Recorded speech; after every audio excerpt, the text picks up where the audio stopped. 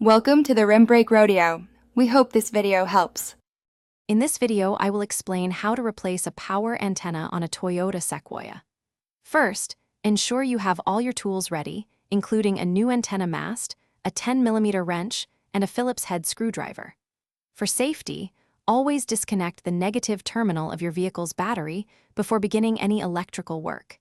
You will then need to access the antenna motor assembly, which is typically found behind the passenger side front fender liner.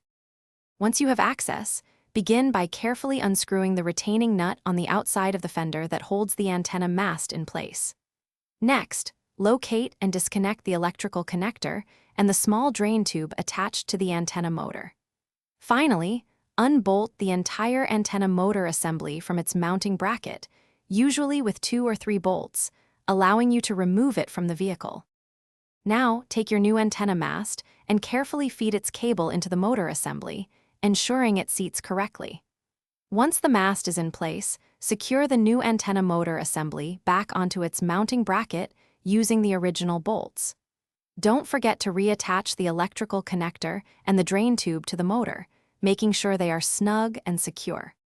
With the new antenna installed, carefully reinstall the fender liner and any other components you removed to gain access. Once everything is back in place, reconnect the negative battery terminal to your vehicle's battery.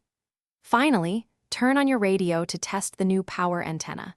It should extend and retract smoothly as you turn the radio on and off, indicating a successful replacement. Thanks for watching. Consider subscribing if we helped you.